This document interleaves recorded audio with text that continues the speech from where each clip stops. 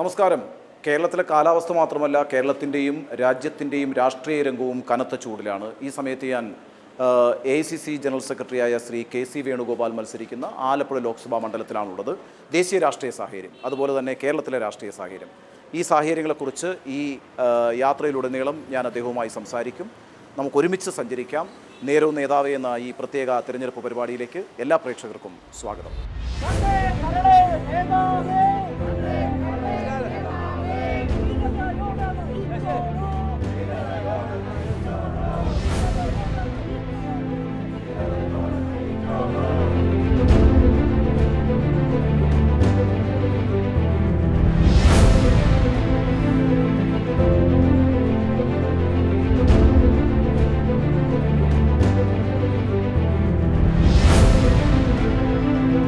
Shri KC Venugopal, ഇപ്പോൾ താങ്കൾ കോൺഗ്രസ് പാർട്ടിയുടെ ദേശീയ ജനറൽ സെക്രട്ടറിയാണ്.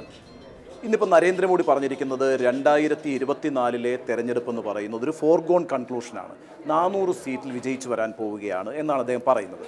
നോക്കൂ, എന്താണ് ഈ തെരഞ്ഞെടുപ്പിൽ കോൺഗ്രസിൻ്റെ ഒരു വീക്ഷണം? അത്ര അനായാസമായി വിജയിച്ചു വരാൻ പറ്റുന്ന ഒരു രാഷ്ട്രീയ സാഹചര്യം ഇപ്പോൾ ഇന്ത്യയിലുണ്ട്. അങ്ങനെ അനായാസമായി വിജയിക്കാൻ അദ്ദേഹത്തിന് കഴിയുമെങ്കിൽ അദ്ദേഹം എന്തിനാണ് ഒരു കാലത്തുമില്ലാത്ത വണ്ണം, കേട്ടുകേൾവിയില്ലാത്ത വണ്ണം ഇത്തരവേറെ ജനാധിപത്യ വിരുദ്ധമായിട്ടുള്ള ധ്വംസനങ്ങൾ നടത്തിക്കൊണ്ടിരിക്കുന്നത്? ഒരു സിറ്റിംഗ് ചീഫ് മിനിസ്റ്ററെ നിയമത്തിൻ്റെ വഴിക്ക് പോകുന്നത് നമ്മളാരും ഇതിലില്ല. തിരഞ്ഞെടുപ്പ് പ്രഖ്യാപിച്ചു കഴിഞ്ഞ് ഒരു പാർട്ടിയുടെ ഏറ്റവും പരമോന്നത നേതാവും ഒരു സിറ്റിംഗ് ചീഫ് മിനിസ്റ്ററെ വീട്ടിൽ ചെന്ന് ചോദ്യം ചെയ്യാമെന്ന് പറഞ്ഞ് ആ നിമിഷം തന്നെ അറസ്റ്റ് ചെയ്ത് കൊണ്ടുപോകുന്ന ഒരവസ്ഥ ഉണ്ടാക്കുന്നത്, അതും ആ അറസ്റ്റിൻ്റെ പിന്നെ ഡിസൈൻ കണ്ടാൽ മനസ്സിലാകും. കോടതി അടക്കുന്ന ദിവസം നോക്കി മറ്റു കാര്യങ്ങളൊക്കെ നോക്കി കൃത്യമായിട്ട് ചെയ്തിരിക്കുന്നത്. അപ്പോൾ ഇത്രയേറെ കോൺഫിഡൻസ് ഉള്ള ഒരാൾ അതുപോലെ കോൺഗ്രസ് പാർട്ടിയുടെ അക്കൗണ്ട് 2019 ഏതോ 2 മാസക്കാലം 1 മാസക്കാലം വൈകി റിട്ടേൺ കൊടുക്കാൻ വൈകി എന്ന കാരണം പറഞ്ഞ് അത് മുഴുവൻ എടുത്തുകൊണ്ട് പോവാം, ഫ്രീസ് ചെയ്ത് ഞങ്ങളുടെ അക്കൗണ്ടിലെ പണം മുഴുവൻ എടുത്തുകൊണ്ട് പോവാം. ഇത്തരം കാര്യങ്ങൾ ചെയ്യുന്നതിൻ്റെ ഉദ്ദേശത്തിന് മനസ്സിലാവുമല്ലോ അദ്ദേഹത്തിന് ആത്മവിശ്വാസം ഉള്ളിലില്ല എന്നുള്ളത്. ഈ കഴിഞ്ഞ ദിവസം താങ്കളുടെ നേതൃത്വത്തിൽ ഒരു ഡെലിഗേഷൻ തെരഞ്ഞെടുപ്പ് കമ്മീഷനെ പോയി കണ്ടിട്ട് ചില നിർദ്ദേശങ്ങൾ മുന്നോട്ട് വെച്ചിട്ടുണ്ട്, ചില ആശങ്കകൾ പങ്കുവച്ചിട്ടുണ്ട്. അപ്പം 400 സീറ്റ് എന്ന് നരേന്ദ്രമോദി പറയുമ്പോൾ ഇലക്ട്രോണിക് വോട്ടിംഗ് മെഷീനെ സംബന്ധിച്ച് ഒരുപാട് ആശങ്കകൾ വിവിധ പ്രതിപക്ഷ നേതാക്കൾ, വിവിധ പ്രതിപക്ഷ പാർട്ടികൾ ഉന്നയിച്ചിട്ടുമുണ്ട്. അപ്പം ഒരു സുതാര്യമായ തെരഞ്ഞെടുപ്പ് 2024 നടക്കുമെന്ന് താങ്കൾ പ്രതീക്ഷിക്കുന്നുണ്ടോ? താങ്കളുടെ പാർട്ടി പ്രതീക്ഷിക്കുന്നു? അല്ല, അത് ഉണ്ടാകണം എന്നുള്ളത് കൊണ്ടാണ് ഞങ്ങൾ കഴിഞ്ഞ 4 മാസമായിട്ട് ഇന്ത്യയിലെ മിക്കവാറുമുള്ള പ്രതിപക്ഷ പാർട്ടികളെല്ലാം കൂടി ഇലക്ഷൻ കമ്മീഷന് മുമ്പാകെ 4 മാസം മുൻപ് അവരോട് റിക്വസ്റ്റ് കൊടുത്തു. ഞങ്ങൾക്ക് ചില വളരെ പോസിറ്റീവായിട്ടുള്ള നിർദ്ദേശങ്ങൾ ഇലക്ഷൻ കമ്മീഷന് മുമ്പിൽ വെക്കാനുണ്ട്. ഇലക്ട്രോണിക് മെഷീൻ പരിപൂർണമായിട്ട് ഒഴിവാക്കണം എന്നല്ല ഞങ്ങൾ പറഞ്ഞിരിക്കുന്നത്. ഇലക്ട്രോണിക് മെഷീനോടൊപ്പമുള്ള VVPAT, ആ VVPAT കൗണ്ടിങ്ങിൻ്റെ നമ്പർ വളരെ കൂടുതലാക്കി മാറ്റിക്കൊണ്ട് ഇലക്ട്രോണിക് മെഷീനെക്കുറിച്ചുള്ള സംശയങ്ങൾ ദൂരീകരിക്കാൻ ഇലക്ഷൻ കമ്മീഷൻ തയ്യാറാകണമെന്ന് പറഞ്ഞുകൊണ്ട് 4 മാസം മുമ്പേ ഇന്ത്യയിലെ പ്രതിപക്ഷ പാർട്ടികളെല്ലാം ഇലക്ഷൻ കമ്മീഷന് റിക്വസ്റ്റ് കൊടുത്തിട്ട് അവർ ഇന്ന് വരെ ഒരു അപ്പോയിൻമെൻറ്റ് തരാൻ തയ്യാറായിട്ടില്ല ആ വിഷയത്തിൽ. നോക്കൂ, ഇപ്പോൾ CAA വിഷയം കൊണ്ടുവരുന്നു. തെരഞ്ഞെടുപ്പിന് തൊട്ടു മുമ്പ് അയോധ്യയിൽ രാമക്ഷേത്രം നിർമ്മിക്കുന്നു. അത്തരത്തിൽ വർഗീയമായിട്ട് ഉള്ള ചേരിതിരിവ് ഉണ്ടാക്കാൻ ശ്രമിക്കുന്നു. വിവിധ പ്രതിപക്ഷ പാർട്ടികളിൽ നിന്നുള്ള ആളുകളെ അടർത്തിയെടുത്ത് കൊണ്ടുപോകാൻ ശ്രമിക്കുന്നു. മുന്നണികളെ വിച്ഛേദിക്കാൻ ശ്രമിക്കുന്നു. ഇപ്പോൾ ഏറ്റവും ഒടുവിൽ കോൺഗ്രസിൻ്റെ അക്കൗണ്ട് ഫ്രീസ് ചെയ്യുന്നു. ടേക്കണവേയാണ്. അപ്പോൾ അങ്ങനെയാകുമ്പോൾ 24 തെരഞ്ഞെടുപ്പ് എന്ന് പറയുന്നത് ജനാധിപത്യത്തിന് വേണ്ടിയിട്ടുള്ളൊരു പോരാട്ടമായി മാറുമെന്ന് താങ്കൾ വിചാരിക്കുന്നു? തീർച്ചയായിട്ടും. ഈ ഞങ്ങളുടെ ഏറ്റവും വലിയ പ്രചരണ പ്രശ്നം അതുതന്നെയാണ്. ഈ 2024 തെരഞ്ഞെടുപ്പ് ഇന്ത്യയിൽ ജനാധിപത്യം നിലനിർത്താൻ വേണ്ടിയിട്ടുള്ള പോരാട്ടമാണ്. ശരിക്കും പറഞ്ഞാൽ ഇന്ത്യയെ വീണ്ടെടുക്കാൻ വേണ്ടിയിട്ടുള്ളൊരു പോരാട്ടമാണ്. താങ്കളിപ്പോൾ ഇവിടെ പറഞ്ഞതുപോലെ ജനങ്ങളുടെ തൊഴിലില്ലായ്മ പ്രശ്നത്തിൽ പരിഹാരം ഉണ്ടായിട്ടില്ല. വിലക്കയറ്റത്തിന് യാതൊരു പരിഹാരവും ഇല്ല. കർഷകരുടെ സമരം നൽകാൻ കർഷകർക്കൊന്നും സമരം ചെയ്യാൻ പോലും സ്വാതന്ത്ര്യമില്ല. ഈ നാട്ടിലെ ചെറുപ്പക്കാർ ആകപാട് നിരാശയിലാണ്. ഇപ്പം നമുക്കറിയാം, സൈനിക റിക്രൂട്ട്മെൻറ്റിൻ്റെ എടുത്താൽ പോലും അത് അഗ്നിവീറിൻ്റെ പേരിൽ അവരാകെ നിരാശയിലാണ് നിൽക്കുന്നത്. ഈ പ്രശ്നങ്ങൾക്കൊന്നും മറുപടി പറയാതെ പ്രശ്നങ്ങൾ വഴിതിരിച്ചു വിടുന്നതിന് വേണ്ടി ഒരു പോളറൈസേഷൻ അജണ്ടയിൽ മാത്രം ഗവൺമെൻറ് നിൽക്കുന്നതിൻ്റെ അർത്ഥം എന്താണ്? ഗവേണൻസ് കൊടുത്തില്ലെങ്കിൽ തിരക്കേടില്ല, ജനകീയ പ്രശ്നങ്ങൾ പരിഹരിച്ചാൽ തിരക്കേടില്ല. തിരഞ്ഞെടുപ്പ് കാലത്ത് വർഗീയത പറഞ്ഞാൽ ഞങ്ങളുടെ കൂടെ ആളുകൾ നിൽക്കുമെന്നുള്ള മിഥ്യാധാരണയുടെ പുറത്ത് അതുമാത്രമാണോ? ഇത് താങ്കളിപ്പം പറഞ്ഞ പോലെ ഏതെങ്കിലും ഒരു ഭരണകക്ഷി MLA, ഇപ്പോൾ ഇലക്ട്രൽ ബോണ്ടിൻ്റെ ഇഷ്യൂ വന്നു, എന്തേ ED അന്വേഷിക്കാത്തത്? ഇതിന് മുൻപ് BJPക്ക് സംഭാവന കൊടുത്ത ആളുകളുടെ ലിസ്റ്റ് പുറത്തു വന്നപ്പോൾ അതിൽ അവരുടെ സ്ഥാപനങ്ങളിൽ റെയ്ഡ് നടത്തിയതിൻ്റെ ചിത്രം കൃത്യമായിട്ട് പുറത്തു വന്നു. 30ഓളം കമ്പനികളുടെ കൃത്യമായ വിവരം പുറത്തു വന്നു. റെയ്ഡ് നടത്തിയതിനു ശേഷം അവർ സംഭാവന BJP കൊടുക്കും, പിന്നീട് കേസ് അവസാനിപ്പിക്കും. ഒരു ED അന്വേഷിക്കുന്നില്ലല്ലോ. മാത്രമല്ല BJP-യിലേക്ക് പോകുന്ന നേതാക്കന്മാർ, അതെ. BJP-യിലേക്ക് പോകുന്ന നേതാക്കന്മാർ അവരെല്ലാം കേസുള്ളവരെല്ലാം നേതാക്കന്മാരാണ്. വാഷിംഗ് മെഷീൻ അവരെല്ലാം വാഷിംഗ് മെഷീനായിട്ട് അവരെല്ലാം അപ്പോൾ ഇതിനകത്തുള്ള കൃത്യമായ ലക്ഷ്യം ഭരണയന്ത്രം പൂർണ്ണമായി ദുരുപയോഗപ്പെടുത്തി, ഏജൻസികളെ പൂർണ്ണമായിട്ടും പാർട്ടിക്ക് വേണ്ടി ദുരുപയോഗപ്പെടുത്തി പ്രതിപക്ഷത്തെ ഇല്ലായ്മ ചെയ്യാൻ വേണ്ടിയിട്ടുള്ള ഒരു ബോധപൂർവമായ പരിശ്രമമാണ്. അത് ഒരു ഡെമോക്രാറ്റിക് കൺട്രിയിൽ ഒരിക്കലും നടക്കാൻ പാടില്ലാത്തതാണ് ഇപ്പോൾ നടന്നുകൊണ്ടിരിക്കുന്നത്. ശരി, ഈ യാത്രയിൽ നമ്മൾ വീണ്ടും കാണും. Thank you very much. Okay.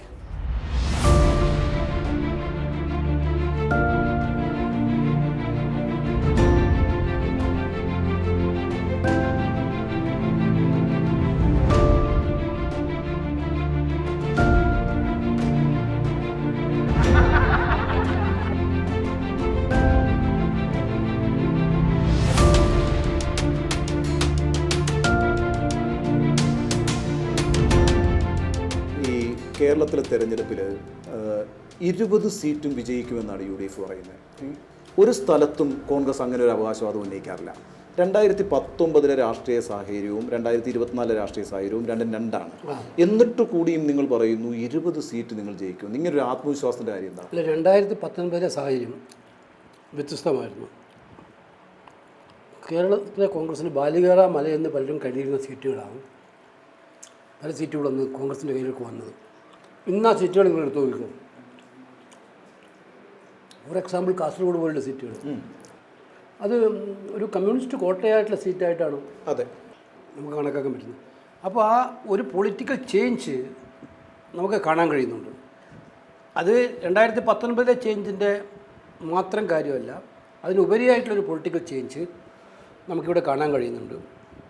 ഒരു തിരഞ്ഞെടുപ്പ് രംഗത്ത് UDFന് അനുകൂലമായിട്ടുള്ള ഒരു തരംഗം, അടിയൊഴുക്ക് കാണാൻ കഴിയുന്നു. ആ തരംഗം എന്ന് പറയുന്നത് യഥാർത്ഥത്തിൽ ഈ പറയുന്ന പിണറായി സർക്കാരിനെതിരായിട്ടുള്ളൊരു വികാരമാണ്.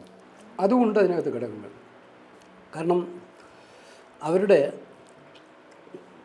കള്ളി വെളിച്ചത്തായ ഒരു ഇലക്ഷനാണ് ഈ ഇലക്ഷൻ. പിണറായി എന്നും ഉപയോഗിച്ചുകൊണ്ട്, പ്രത്യേകിച്ച് കഴിഞ്ഞ അസംബ്ലി ഇലക്ഷൻ ഉപയോഗിച്ചുകൊണ്ടിരുന്ന ഏറ്റവും വലിയ ആയുധം എന്താണെന്ന് താങ്കൾക്കറിയാമല്ലോ. ഇപ്പോൾ കഴിഞ്ഞ 1-2 വർഷത്തെ ഈ ഗവൺമെൻറ്റിൻ്റെ ട്രാക്ക് റെക്കോർഡ് എടുത്ത് നോക്കിയാൽ വർഗീയ വിരുദ്ധ പോരാട്ടത്തിൽ അവരൊട്ടും സിൻസിയർ അല്ല എന്നുള്ളത് മനസ്സിലാവും. വാചകങ്ങളുണ്ട്, വാക്കുകളുണ്ട് എന്നല്ലാതെ BJP സെൻട്രൽ ഗവൺമെൻറ്റിനെതിരായിട്ടുള്ള ഒരു ഫൈറ്റിൽ അവരൊട്ടും സിൻസിയർ അല്ല എന്നുള്ളത്, എന്തോ അവർ ഭയപ്പെടുന്നു എന്നുള്ളത് ആളുകൾക്കിടയിൽ ഇപ്പോൾ മനസ്സിലായിരുന്നു. അതുകൊണ്ട് ആ പൊളിറ്റിക്കൽ ക്ലൈമറ്റിലല്ല, അതൊരു ഭാഗത്ത്. മറ്റ് ഗവൺമെൻറ് പെർഫോമൻസ് തന്നെ സാധാരണക്കാരെ സംബന്ധിച്ചിടത്തോളം അവർക്ക് വേണ്ടത് എന്താ? നിത്യനിദാന കാര്യങ്ങൾ നടന്നു പോകും. അതെ, നടന്നു പോകുന്നുണ്ടോ? ഇപ്പോൾ കഴിഞ്ഞ ഓണക്കാലം നിങ്ങളെല്ലാം തന്നെ റിപ്പോർട്ട് ചെയ്തതല്ലേ, ഓണക്കിറ്റ് പോലും കിട്ടാത്ത ഒരു സ്ഥിതി വിശേഷമുണ്ട്. ഇപ്പം റംസാനും ഈസ്റ്റർ വന്നു, പിന്നെ റംസാൻ വരും, വിഷു ഉണ്ട്. ആളുകൾ വളരെ പ്രയാസത്തിലാണ്. നമ്മളോട് സംസാരിക്കുന്നവരെ പറഞ്ഞ് 7 മാസമായിട്ട് പെൻഷൻ കിട്ടാത്ത കുടുംബങ്ങൾക്ക് 1 മാസത്തെ പെൻഷൻ കൊടുക്കുന്നത്, അതും ഇലക്ഷനും കൂടുതൽ പരിഹാരമാവും. പക്ഷെ അങ്ങനെ ഇരിക്കുമ്പോഴേ നിങ്ങൾ ഈ പറയുന്ന ഈ കേന്ദ്രവും കേരളവുമായി ഒത്തുകളി, അല്ലെങ്കിൽ പിണറായി വിജയനും നരേന്ദ്രമോദിയുമായുള്ളൊരു അന്തർധാര, അതൊക്കെ കേരളത്തിലെ രാഷ്ട്രീയ ബോധമുള്ള ജനങ്ങൾ വിശ്വസിക്കുമെന്ന് വിചാരിക്കുന്നുണ്ട്. കാരണം വെച്ചാൽ ഞാനത് ചോദിക്കാൻ കാരണം വെച്ചാൽ വളരെ ശക്തമായി BJPയുടെ ഹിന്ദുത്വ രാഷ്ട്രീയത്തെ ഒപ്പോസ് ചെയ്യുന്ന പാർട്ടി CPM ആണെന്നും അവർ ന്യൂനപക്ഷങ്ങൾക്ക് വേണ്ടിയാണ് നിലപാടെടുത്തിട്ടുള്ളതെന്നും അവർ ആവർത്തിച്ച് പറഞ്ഞുകൊണ്ടിരിക്കുന്നു. അതിൻ്റെ ഭാഗമായി അവർ CAA പ്രക്ഷോഭം നടത്തുന്നു, അവർ യൂണിഫോം സിവിൽ കോഡിനെതിരായിട്ട് പ്രക്ഷോഭം നടത്തുന്നു. അവർക്ക് രണ്ടുപേർക്കും സ്യൂട്ടാവുന്ന കഴിഞ്ഞ കാല തെരഞ്ഞെടുപ്പിൻ്റെ സമയത്ത് എന്തായിരുന്നു സ്ഥിതി? അസംബ്ലി ഇലക്ഷന് കേന്ദ്രം എന്തൊക്കെയോ ചെയ്യാൻ പോകുന്നു. അമിത്ഷായുടെ പ്രസ്താവനകളൊക്കെ ഞാനിപ്പോഴും ഓർക്കാം. മുഖ്യമന്ത്രിക്കെതിരായിട്ടും അന്വേഷണ ഏജൻസികളെ കൊണ്ട് വരിക. എന്തായി അതിൻ്റെ കണ്ടിന്യൂഷൻ? സ്വർണ്ണക്കടത്ത് എന്തായി അതിൻ്റെ ഒരു മുഖ്യമന്ത്രിയുടെ പ്രിൻസിപ്പൽ സെക്രട്ടറി തന്നെ ജയിലിലാകേണ്ട ഒരു സാഹചര്യം ഉണ്ടാകുന്ന ചെറിയ സാഹചര്യമാണ്. കേരളത്തിന് മുമ്പുണ്ടായിട്ടുണ്ടോ? അപ്പോൾ അതിൻ്റെ കേസിൽ പോലും പിന്നീട് എന്താ ഉണ്ടായിരിക്കുന്നത്? അപ്പോൾ തിരിച്ചുകൊണ്ടത് നമുക്ക് അങ്ങനെ ഒരുപാട് അനുഭവങ്ങളുള്ളതുകൊണ്ടല്ലോ ഇത് പറയുന്നത്. അല്ലാതെ വെറുതെ CPM-ഉം BJP അത് ഞങ്ങൾ ദേശീയ തലത്തിൽ അത് ഉന്നയിക്കുന്നില്ലല്ലോ. ദേശീയ തലത്തിൽ CPM അതിൻ്റെ ഭാഗമാണെന്ന് പറയാൻ ഉദ്ദേശിക്കുന്നില്ല. അവർ സിൻസിയറായിട്ട് തന്നെയാണ് ദേശീയ തലത്തിൽ അപ്പോഴവിടെ നിൽക്കുന്നത്. ഇവിടെ എന്തൊക്കെയോ ഒളിച്ചുകളിയുണ്ട് എന്ന് സത്യമായിട്ട്. അല്ല, അപ്പം ഈ പറയുന്ന ദേശീയ രാഷ്ട്രീയ സാഹചര്യത്തിനൊക്കെ അപ്പുറത്ത് പിണറായി സർക്കാരിനോടുള്ള ഇപ്പോൾ താങ്കൾ സൂചിപ്പിച്ചതുപോലെ നിത്യനിദാന ചിലവുകൾക്ക് പൈസ കിട്ടാതിരിക്കുക, ക്ഷേമ പെൻഷൻ കിട്ടാതിരിക്കുക, കർഷകർ ആത്മഹത്യ ചെയ്യുക, അവരുടെ കടാശ്വാസം കിട്ടാതിരിക്കുക, ഇങ്ങനെ പല പ്രശ്നങ്ങൾ ഈ സർക്കാരുമായി ബന്ധപ്പെട്ട് ജനങ്ങൾ നേരിടുന്നുണ്ട്. അത് മുഴുവനാണ് യഥാർത്ഥത്തിൽ നിങ്ങളുടെ ഒരു എന്താ പറയുക ക്യാപിറ്റൽ ഈ തെരഞ്ഞെടുപ്പിൽ എന്ന് പറയാൻ കഴിയും? ഇല്ല, ഒരിക്കലും ഇല്ല. ഇതൊരു കേന്ദ്ര ഇലക്ഷനാണ്. ഇത് പാർലമെൻറ്റിൽ കേരളത്തിൻ്റെ മനസ്സിപ്പോൾ ഒരു മതേതര മനസ്സാണ്. ആളുകളെ തമ്മിലടിപ്പിച്ച് ഭിന്നിപ്പിച്ച് കലഹിപ്പിച്ച് രാഷ്ട്രീയ നേട്ടം ഉണ്ടാക്കുന്നതിന് കൂട്ടുനിൽക്കുന്നൊരു മനസ്സല്ല കേരളത്തിൻ്റെ മനസ്സ്. എല്ലാവർക്കും അവരുടേതായ ചിന്താഗതികളൊക്കെ ഉണ്ടാവും, അത് ഇവിടെയും ഉണ്ട്, രൂക്ഷമായിട്ടുണ്ടാവും. പക്ഷേ അതൊരു ഘട്ടം കഴിഞ്ഞ് പോകാനൊന്നും കേരളത്തിലെ ഏത് ജനവും ആഗ്രഹിക്കില്ല, എത്ര വലിയ. അപ്പോൾ ഇപ്പോഴത്തെ കാണുന്ന കാലാവസ്ഥയിൽ കേന്ദ്രത്തിൽ നടക്കുന്ന കാര്യങ്ങളെ ഡൈജസ്റ്റ് ചെയ്യുന്ന സമൂഹമല്ല കേരളീയ സമൂഹം. അപ്പോൾ അവിടെ ഒരു ആൾട്ടർനേറ്റീവ് ആരെന്ത് പറഞ്ഞാലും അവർ കാണുന്നത് കോൺഗ്രസിൽ തന്നെയാണ്. അത് ആ ബെനിഫിറ്റ് തന്നെയാണ് ഫസ്റ്റായിട്ട് കോൺഗ്രസിന് വരാൻ വേണ്ടി പോകുന്നത്. അല്ല, അത് ഉറപ്പിച്ച് പറയാമോ? ഞാൻ ഒരു ചോദ്യം കൂടി ഈ സമയത്ത് ചോദിക്കാം. അതായത് ലീഗുമായി ബന്ധപ്പെട്ട് ഒരു ആശങ്ക ഇപ്പോഴും നിലനിൽക്കുന്നു. അവർ വേണമെങ്കിൽ മുന്നണി മാറുമോ ഇല്ലെന്നൊക്കെ വേറെ കാര്യമാണ്. ലീഗ് എവിടെ നിൽക്കുന്നു എന്നതിനപ്പുറത്ത് മുസ്ലിം സമുദായം ആർക്കൊപ്പം നിൽക്കുന്നു എന്നുള്ളതാണല്ലോ കേരള രാഷ്ട്രീയത്തിൽ ഒരു പ്രധാനപ്പെട്ട ചോദ്യം. അപ്പോൾ ആ കമ്മ്യൂണിറ്റിക്ക് കോൺഗ്രസിനോടൊരു അകൽച്ച തോന്നുന്നുണ്ടോ? അല്ലെങ്കിൽ CPM ആണ് ഈ ഹിന്ദുത്വയെ പ്രതിരോധിക്കുന്നത് നന്നായിട്ട്? ഇപ്പോൾ 2014 തെരഞ്ഞെടുപ്പിൽ നല്ല രീതിയിൽ മുസ്ലിം വോട്ട് ഇടതുപക്ഷത്തിന് കിട്ടി. 2021 നിയമസഭാ തെരഞ്ഞെടുപ്പിൽ നല്ല രീതിയിൽ വോട്ട് കിട്ടി. അതുകൊണ്ടാണല്ലോ 91, 99 എന്നൊക്കെ പറഞ്ഞ സീറ്റ്. കേരളത്തിലെ ഇലക്ഷൻ പാറ്റേൺ രണ്ടും രണ്ടാണ്, ലോക്സഭാ ഇലക്ഷനും നിയമസഭാ ഇലക്ഷനും. 2004 ഒഴിച്ച് ബാക്കി എല്ലായ്പ്പോഴും കേരളത്തിലെ ലോക്സഭാ ഇലക്ഷനിൽ ദേശീയ പാർട്ടിയോടൊപ്പം കോൺഗ്രസിനോടൊപ്പം നിൽക്കാനാണ് കേരളത്തിലെ ജനങ്ങൾ തീരുമാനിച്ചത്. 2019 വളരെ എവിഡൻ്റ് ആയിരുന്നു. അസംബ്ലി ഇലക്ഷന് ഒരുപാട് അനുകൂല ഘടകങ്ങളുണ്ടായിരുന്നു. നിങ്ങൾ പറഞ്ഞത് ഒരു ചെറിയ ഫാക്ടർ അല്ലായിരിക്കില്ല എന്ന് ഞാൻ പറഞ്ഞത്, ഒരു ഫാക്ടർ അതിനകത്ത് ഉണ്ടായിട്ടുണ്ടാവും. പക്ഷെ അതിനോടൊപ്പം കോവിഡ് വന്നു. ഒരു കാലത്തും ഇല്ലാത്ത വണ്ണമുള്ള ജനങ്ങളുടെ ഒരു ഭീതിയുടെ അന്തരീക്ഷത്തിലായിരുന്നു ആ ഇലക്ഷൻ നടന്നത്. അപ്പോൾ അന്ന് ആ ഒരു ഗവൺമെൻറ് കൈകാര്യം ചെയ്യുന്ന ഗവൺമെൻറ്, അത് കേന്ദ്രത്തിനും കിട്ടിയ ആനുകൂല്യം, നരേന്ദ്രമോദിക്കും കിട്ടി, ഇവിടെ ഭരിക്കുന്ന ഗവൺമെൻറ്റും ആ ആനുകൂല്യം കിട്ടി. അത് അങ്ങനെ പല ഘടകങ്ങളും ഒന്നിച്ച് ചേർന്നിട്ടാണ് 2021 ഇലക്ഷനെ അവർ ജയിച്ചത്. അതല്ലാതെ മൈനോറിറ്റി മൊത്തം വോട്ട് ചെയ്തുകൊണ്ട് മാത്രം ജയിച്ചതാണെന്ന് എനിക്ക് പറയാൻ പറ്റില്ല. ഇന്നിപ്പം ഞാൻ കാണുന്നത് എല്ലാ സെക്ഷനകത്തും കേന്ദ്ര ഗവൺമെൻറ്റിനെതിരായിട്ടുള്ള ജനവികാരമുണ്ട്, എല്ലാ സെക്ഷനകത്തും സ്റ്റേറ്റ് ഗവൺമെൻറ്റിനെതിരായിട്ടുള്ള വികാരമുണ്ട്. രണ്ട് ഗവൺമെൻറ്റുകളോടും ഒരു വിരുദ്ധ വികാരമുള്ള ഒരു സമീപനം നമ്മൾ പോകുമ്പോൾ വോട്ടർമാരിൽ കാണാൻ കഴിയുന്നുണ്ട്. അതുകൊണ്ടാണ് പറഞ്ഞത് ഈ തെരഞ്ഞെടുപ്പിൽ 20 സീറ്റിലും UDF ജയിക്കാനുള്ള സാഹചര്യങ്ങളുണ്ട്. ഇപ്പം ഞാൻ അങ്ങയോടൊപ്പം സഞ്ചരിക്കാറുണ്ട്. അപ്പം ഈ ആലപ്പുഴയിൽ അങ്ങേക്ക് കിട്ടുന്ന ഒരു ആളുകളുടെ ഒരു ഇഷ്ടവും താല്പര്യവും ഒക്കെ ഉണ്ട്. 2019 മത്സരിച്ചിരുന്നുവെങ്കിൽ KC വേണുഗോപാൽ ആലപ്പുഴയിൽ നിന്ന് ജയിക്കുമെന്ന കാര്യത്തിൽ ആർക്കും സംശയവുമില്ല. 20-20 ആയിരുന്നു. അന്ന് ആ മത്സരിക്കാതെ പോയതിനകത്തൊരു റിഗ്രറ്റ് ഉണ്ടോ? അത് 2019 എനിക്ക് മത്സരിക്കണമെന്ന് ആഗ്രഹമുണ്ടായിരുന്നു നന്നായിട്ട്. ഞാൻ മത്സരിക്കാനുള്ള ഒരുക്കങ്ങളൊക്കെ ചെയ്തതുമാണ്. പക്ഷേ അപ്പോഴാണ് അതിന് ഒട്ട് മുൻപാണ് എന്നെ സംഘടനാ ചുമതലയുള്ള ജനറൽ സെക്രട്ടറി ആയിട്ട് നിയമിക്കുന്നത്. അന്ന് ഇതുപോലെ സ്ക്രീനിങ് കമ്മിറ്റികൾ ഞങ്ങൾ അപ്പോയിൻ്റ് ചെയ്തില്ല. ഇന്നിപ്പോൾ 4 മാസം മുമ്പ് തന്നെ എല്ലാ സ്റ്റേറ്റും ഒരു 3-4 സ്റ്റേറ്റുകൾ കൂടി സ്ക്രീനിങ് കമ്മിറ്റികൾ അപ്പോയിൻ്റ് ചെയ്ത് സ്ഥാനാർത്ഥി നിർണ്ണയം കാര്യങ്ങളൊക്കെ അവരെ ചുമതലപ്പെടുത്തി.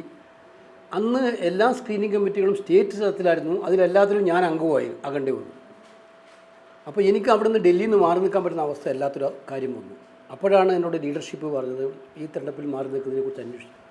സത്യത്തിൽ ആലപ്പുഴയിൽ നിന്ന് വിട്ടു നിൽക്കുക എന്ന് പറയുന്നത് എനിക്ക് മാനസികമായിട്ട് വലിയ ഒരു ആഘാതമായിരുന്നു. പക്ഷേ അന്ന് പാർട്ടിയുടെ ഉത്തരവാദിത്തങ്ങൾ ഏറ്റെടുത്തുകൊണ്ട് നിൽക്കണം. ഇന്നിപ്രാവശ്യം ഞാൻ തയ്യാറെടുപ്പ് നടത്തിയിട്ടൊന്നുമില്ല, സത്യം തുറന്ന് പറയാം. അങ്ങനെയാണെങ്കിൽ എൻ്റെ ഒരു ഇലക്ഷൻ രീതികളതല്ല. ഒരു 3-4 മാസം മുമ്പേ ഇലക്ഷൻ വോട്ടർ പട്ടികയിൽ പേര് ചേർക്കലും അതുമായി ബന്ധപ്പെട്ട കാര്യങ്ങളൊക്കെ ചെയ്യാൻ നേതൃത്വം കൊടുക്കുകയൊക്കെ ചെയ്യുന്നതാണ് ഇവിടെ. പക്ഷേ എനിക്ക് ഈ തെരഞ്ഞെടുപ്പ് തിരക്കുകൾക്കിടയിൽ അതൊന്നും പറ്റിയിട്ടുമില്ലായിരുന്നു. പക്ഷേ ഞാനൊരു മാസം മുമ്പ് കൺവെൻഷൻ ഇവിടെ വന്നു, DCCയുടെ കൺവെൻഷൻ. ഞങ്ങളുടെ ആ പ്രതിനിധികളൊക്കെ ഉണ്ടായിരുന്നു. അന്ന് ആ യോഗത്തിൽ വെച്ച് രമേശ് ഒരു വെടി പൊട്ടിച്ചു. ഈ പ്രാവശ്യം ആലപ്പുഴ പിടിക്കണം, അതിന് KC തന്നെ വന്ന് മത്സരിക്കണം എന്ന് പറഞ്ഞു. അത് ആലപ്പുഴയിലത്തെ എല്ലാ കോൺഗ്രസ്സുകാരും കോൺഗ്രസ് നയിക്കുന്ന ജനങ്ങളും എല്ലാം ഒരുപോലെ ഏറ്റെടുത്തു. പിന്നീട് ഇങ്ങോട്ട് പിന്നെ എല്ലാവരുമായി നിർബന്ധം കാര്യങ്ങളും. അപ്പോഴും ഞാൻ ഒന്നും മറുപടി പറഞ്ഞില്ലായിരുന്നു, കാരണം ലീഡർഷിപ്പ് തീരുമാനിക്കില്ല. അവർ രണ്ടുപേരും വന്ന് ഇവിടുത്തെ നേതാക്കന്മാരെല്ലാവരും കൂടെ ഒറ്റക്കെട്ടായിട്ട് കോൺഗ്രസ് പ്രസിഡന്റിനോടും രാഹുൽ ഗാന്ധിയോടും ഇങ്ങനെ ആലപ്പുഴയിലെ ഇപ്രാവശ്യം ആ സീറ്റ് കഴിഞ്ഞ വർഷം നഷ്ടപ്പെട്ട സീറ്റ് തിരിച്ചു പിടിക്കാൻ അദ്ദേഹം വരണം എന്ന് പറഞ്ഞപ്പോൾ അവർ ഒരുപാട് പരിമിതികളുണ്ടെങ്കിലും പ്രയാസമുണ്ടെങ്കിലും ഞാൻ ഇന്നലെ പറഞ്ഞിരുന്നു, എനിക്ക് ഒരു പ്രചരണ രംഗത്ത് എൻ്റെ ശൈലി വേറെയാണ്. എല്ലാ ദിവസവും ജനങ്ങളോടൊപ്പം നിൽക്കുക, അവരുടെ ഒപ്പം നിന്ന് പോവുക എന്നുള്ളതാണ്. അപ്പോൾ അതില്ലാതെ എനിക്കൊരു കഴിഞ്ഞ പ്രാവശ്യം മത്സരരംഗത്ത് മാറി നിൽക്കേണ്ട ഒരു പ്രധാനപ്പെട്ട ഘടകം അതിനാണ്. സമയം ചിലവഴിക്കുന്നത് കുറച്ച് ഇതൊക്കെ പറഞ്ഞപ്പോഴും ഇവിടുത്തെ പ്രവർത്തകർ നിർബന്ധിച്ച് അതല്ല ഞങ്ങളെല്ലാം പ്രവർത്തകർ വരുന്നതും ആ പരിമിതികൾ ഇപ്പോൾ എല്ലാവർക്കും അറിയാവുന്നതാണെന്നൊക്കെ പറഞ്ഞിട്ടാണ് നമ്മളിത് ഏറ്റെടുക്കുന്ന അവസ്ഥയുണ്ടായത്. ഞാൻ ആദ്യത്തെ ദിവസം തന്നെ വന്ന് ആലപ്പുഴയിൽ വന്ന് പര്യടനം നടത്തിയപ്പോൾ നിങ്ങളീ പറഞ്ഞത് ഞാൻ തുറന്നു പറയുകയാണെങ്കിൽ എൻ്റെ മനസ്സിനകത്ത് അതൊരു വിഷമമായിട്ട് തോന്നി. ഞാൻ മത്സരിക്കേണ്ടതായിരുന്നില്ലേ എന്ന് ജനങ്ങളുടെ ഒരു മനസ്സ് എന്നോട് പറയുന്നതായിട്ട് എനിക്ക് ഫീൽ ചെയ്തു. അത് എനിക്ക് ഫീൽ ചെയ്തതാണ്. അവരുടെ ഈ രണ്ട് ഭാഗത്തുള്ള ജനങ്ങളുടെ ഒരു മനസ്സിനകത്ത് അവരുടെ മനസ്സിലുള്ള ആഹ്ലാദവും ഇതൊക്കെ കണ്ടപ്പോൾ ഞാൻ കഴിഞ്ഞ പ്രാവശ്യം മത്സരിക്കേണ്ടതായിരുന്നു. അത് ഞാനതൊരു അതിശയോക്തപരമായി പറയുന്നതല്ല. ഞാനത് നേരത്തെ തന്നെ പറഞ്ഞതാണ്. ആലപ്പുഴയിൽ ഞാൻ ആദ്യം 96 മത്സരിക്കാൻ വന്നപ്പോൾ ഞാനിങ്ങനെ വോട്ട് ചോദിച്ചുകൊണ്ട് പോകും. കുന്തോപ്പ് ഭാഗത്ത് ഒരു വയസ്സായ സ്ത്രീ, 10-25 വയസ്സായ സ്ത്രീ, അവർ പൊളിറ്റിക്കലായിട്ട് ചോദിച്ചാണോ എന്ന് എനിക്കറിയില്ല, അല്ല സത്യസന്ധമായിട്ട് ചോദിച്ചാണോ എനിക്കറിയില്ല. അവരെന്നോട് ചോദ്യം ചോദിച്ചു, മോൻ കണ്ണൂരുകാരനല്ലേ? അതെ അമ്മേ. മോൻ ജയിച്ചാൽ ഞങ്ങളെല്ലാം MLA കാണാൻ വേണ്ടി കണ്ണൂർക്ക് വരേണ്ടി വരില്ലേ? എൻ്റെ മനസ്സിലാണെന്നിറങ്ങിയ ഒരു ചോദ്യമാണ്. ആ ചോദ്യം എല്ലാ രാത്രികളിലും എന്നെ വേട്ടയാടിയിരുന്നു ഇലക്ഷൻ കാലത്ത്. പിന്നെ എൻ്റെ ശൈലി, ഞാൻ ആലപ്പുഴ എൻ്റെ ജീവിതമാക്കി മാറ്റുകയായിരുന്നു. ഞാൻ എവിടെയും എവിടെ പോയാലും തിരിച്ചിവിടെ എത്തുക. എവിടെ പോയാലും ഇത് ക്യാമ്പ് ചെയ്തുകൊണ്ട് മാത്രം. അസംബ്ലി അന്ന് പോവും. രാത്രി അസംബ്ലി പോയാൽ ആലപ്പുഴയിലൊരു മരണമുണ്ടെന്ന് പറഞ്ഞാൽ അന്ന് രാത്രി തന്നെ തിരിച്ച് ഇവിടെ വന്നിട്ട് ആ മരണ വീട്ടിൽ പോയിട്ട് ഞാൻ തിരിച്ച് വീണ്ടും അസംബ്ലി പോകുമായിരുന്നു. ഞാൻ കളിയാക്കി പറയാറുണ്ട്, ഞാൻ ആലപ്പുഴക്കാരനാണ്, പക്ഷേ എനിക്കറിയാവുന്ന വഴികളേക്കാൾ കൂടുതൽ പിന്നെ അങ്ങേക്കറിയാം. അപ്പോൾ എൻ്റെ മനസ്സിലത് ഇതുപോലെ ഞാൻ എപ്പോഴും പറയുന്നൊരു വാചകമുണ്ട്, ഏത് സംഘർഷം നിറഞ്ഞ മനസ്സാണെങ്കിലും എനിക്കുണ്ടായാലും എല്ലാ വ്യക്തികൾക്കും ഉണ്ടാവും, എനിക്ക് പ്രത്യേകിച്ച് രാഷ്ട്രീയം കൈകാര്യം ചെയ്യുന്നുണ്ട്. ആലപ്പുഴ വന്ന് നാട്ടിലെ ജനങ്ങളോട് സംസാരിച്ചാൽ ഒരു മിനിറ്റ് കൊണ്ട് എൻ്റെ വിഷമങ്ങളെല്ലാം മാറും. അവരും എൻ്റെ മനസ്സിൽ നമ്മുടെ വേവ് ലെങ്ത്തിൻ്റെ ഇഷ്യൂ ആണത്. അപ്പോൾ അതുകൊണ്ടാണ് ഞാൻ പറഞ്ഞത്, എനിക്കതിനകത്തൊരു വിഷമമുണ്ട്. പക്ഷേ എന്നാലും ഞാൻ മാറിയൊന്നുമില്ല ഉണ്ണി. 5 വർഷവും ഞാനിവിടെ ഉണ്ടായിരുന്നു. എൻ്റെ പാർലമെൻറ്റ് ക്വസ്റ്റ്യൻ എടുത്ത് നോക്കിയാൽ അറിയാം, ഞാൻ ചോദിക്കുന്ന മുഴുവൻ ആലപ്പുഴയിലെ ക്വസ്റ്റ്യൻ ആയിരുന്നു. രാജസ്ഥാനിലെ MP ആയിരുന്നെങ്കിലും ചോദിക്കുന്ന ചോദ്യങ്ങളെല്ലാം ഞാൻ ഇവിടുത്തെ ചോദ്യങ്ങളല്ലായിരുന്നു. ബൈപ്പാസിൻ്റെ കാര്യവും മെഡിക്കൽ കോളേജിൻ്റെ കാര്യവും അതുപോലെ തന്നെ പവർ ട്രെയിനിങ് ഇൻസ്റ്റിറ്റ്യൂട്ടിൻ്റെ കാര്യമൊക്കെ തന്നെയായിരുന്നു. അപ്പോൾ അതുകൊണ്ട് താങ്കൾ ചോദിച്ചതുകൊണ്ട് ഞാൻ തുറന്നു പറഞ്ഞതേ ഉള്ളൂ. എനിക്ക് മനസ്സിനകത്തൊരു വിഷമം തോന്നിയില്ല സത്യം.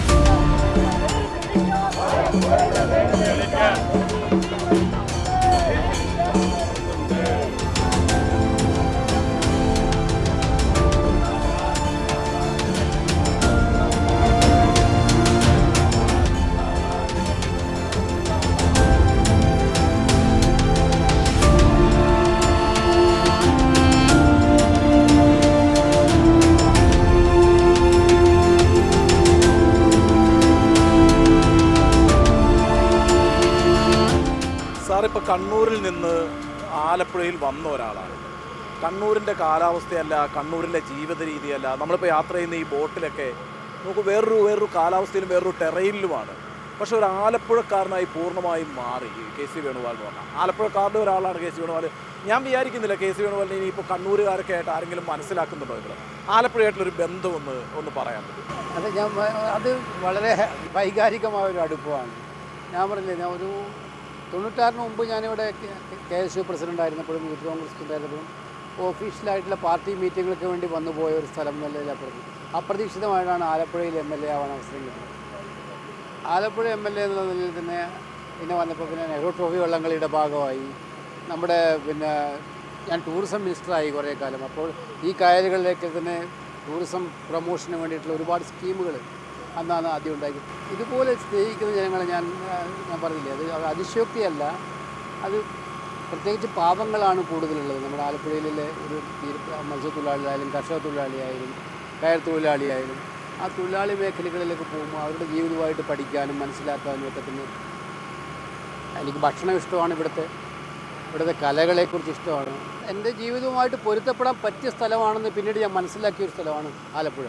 എൻ്റെ മനസ്സിലുള്ളൊരു സങ്കല്പത്തിലുള്ള ഒരു നാട് ഞാൻ എന്നുള്ള രീതിയിൽ പൊരുത്തപ്പെടാൻ പറ്റിയ സ്ഥലമാണെന്ന് എനിക്ക് മനസ്സിലായതാണ് ആലപ്പുഴ. അതുകൊണ്ട് പിന്നെ അവരുടെ ജീവിതമായിട്ടും ജനങ്ങളുമായിട്ട് ഇടപഴകി മുന്നോട്ട് പോയപ്പോൾ അതിലൊരാളാവാൻ എനിക്ക് എളുപ്പം പറ്റിയെന്നുള്ളതാണ് യാഥാർത്ഥ്യം.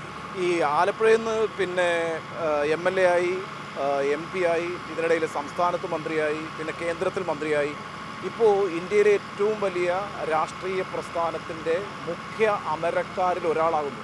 ഒരുപക്ഷെ രണ്ടാമനെന്ന് പറയാവുന്ന വിധത്തിൽ ഏറ്റവും പവർഫുള്ളായ ഒരു പോസ്റ്റിലിരിക്കുന്നു. അതുകൊണ്ട് എനിക്ക് ദേശീയ രാഷ്ട്രീയത്തിൽ ഒന്ന് രണ്ട് കാര്യങ്ങൾ ചോദിക്കേണ്ടതുണ്ട്. കാരണം ഈ തെരഞ്ഞെടുപ്പിനെ ഇന്ത്യ വിലയിരുത്തുന്നത് ഒരർത്ഥത്തിൽ ഇനിയൊരു തിരഞ്ഞെടുപ്പ് ഉണ്ടാകുമോ എന്ന ആശങ്ക പോലും പല സാമൂഹ്യ പ്രതിബദ്ധതയുള്ള ചരിത്രകാരന്മാരും ചിന്തകരും ഭരണഘടനാ വിശ്വാസികളും ഒക്കെ ഉന്നയിക്കുന്നുണ്ട്. അങ്ങനെ ഒരു രാഷ്ട്രീയ സാഹചര്യത്തിൽ ഈ തെരഞ്ഞെടുപ്പിൻ്റെ ഒരു ദേശീയ പ്രസക്തി എന്താണ്? വലിയ പ്രസക്തിയാണ്. ഇതൊരു ജീവൻ മരണ പോരാട്ടമാണ് ഇന്ത്യൻ ജനാധിപത്യത്തെ സംബന്ധിച്ചിടത്തോളം. നമ്മുടെ നാട് ബ്രിട്ടീഷുകാരിൽ നിന്നും അടിമത്തത്തിൽ നിന്നും സ്വാതന്ത്ര്യം നേടിത്തന്ന് നമ്മൾ മുന്നോട്ട് പോയ കാലഘട്ടത്തിൽ അഭിപ്രായ വ്യത്യാസങ്ങളുണ്ടായിരുന്നു, ഒരുപാട് പ്രതിപക്ഷ ശബ്ദങ്ങളുണ്ടായിരുന്നു, ഭരണപക്ഷ ശബ്ദമുണ്ടായിരുന്നു, ഒക്കെ ഉണ്ടായിരുന്നെങ്കിലും ഇതുപോലൊരു കാലഘട്ടത്തിലൂടെ നമ്മുടെ നാട് ഒരിക്കലും കടന്നു പോയിട്ടില്ല. അപ്പോൾ ഒരു ചിന്താഗതി മാത്രം മതി രാജ്യത്ത് എന്നുള്ളതും ആ ചിന്താഗതി അടിച്ചേൽപ്പിക്കാൻ ഏത് രീതിയിലും മുന്നോട്ട് പോകാൻ പറ്റും എന്ന് തെളിയിച്ചുകൊണ്ടിരിക്കുന്ന ഒരു കാലത്ത് നമ്മൾ ജീവിക്കുമ്പോൾ ആ ജീവിതം തുടർന്ന് മുന്നോട്ട് കൊണ്ടുപോകാൻ വേണ്ടിയുള്ള ശ്രമത്തിൽ അത് ചിലപ്പോൾ അതിനേക്കാൾ ഉപരിയായിട്ട് ഇനിയൊരു തിരഞ്ഞെടുപ്പേ വേണ്ട എന്ന് വെക്കത്തക്കവണ്ണുള്ള കാലഘട്ടത്തിലേക്ക് പോകുമ്പോൾ ഇന്ത്യയെ വീണ്ടെടുക്കാൻ വേണ്ടിയിട്ടുള്ളൊരു പോരാട്ടം എന്ന നിലയിലാണ് ഇത് നമ്മൾ കാണുന്നത്. ആ പോരാട്ടം എന്ന് പറയുന്നത് എന്ത് വില കൊടുത്തും ജയിക്കുക എന്നുള്ളതാണ് ഞങ്ങളും ഇതിനെക്കുറിച്ച് ഉദ്ദേശിക്കുന്നത്. അതുകൊണ്ടാണ് എല്ലാ വിട്ടുവീഴ്ചകളും ചെയ്ത് പരമാവധി വിട്ടുവീഴ്ച ചെയ്ത് എല്ലാവരെയും കൂട്ടിപ്പിടിച്ചുകൊണ്ട് യോജിക്കാവുന്ന മുഴുവൻ ആളിനെയും കൂട്ടിപ്പിടിച്ചുകൊണ്ട് ഈ നിലവിലുള്ള സർക്കാരിനെ താഴെ ഇറക്കുക എന്നുള്ളതാണ് നമ്മുടെ ദൗത്യം. ആ ദൗത്യത്തിലേക്കുള്ള ചവിട്ടുപടിയിലാണ് ഞങ്ങളെല്ലാവരും ഉള്ളത്. ഇപ്പോൾ ഈ ഭാരത് ജോഡോ യാത്ര, ഭാരത് ജോഡോ ന്യായ് യാത്ര, രണ്ട് പ്രധാനപ്പെട്ട യാത്രകൾ രാഹുൽ ഗാന്ധി നടത്തി. അതിൻ്റെ ഒരു മുഖ്യ സംഘാടകനായിരുന്നു താങ്കൾ. എനിക്ക് തോന്നുന്നത് ഓൾമോസ്റ്റ് എല്ലാ സ്ഥലത്തും താങ്കൾ ഉണ്ടായിരുന്നു. അപ്പോൾ ഈ രാജ്യത്തിൻ്റെ ഒരു പൾസ് മനസ്സിലാക്കാൻ ഈ സമയത്ത് താങ്കൾക്കൊരു അവസരവും ലഭിച്ചിട്ടുണ്ട്.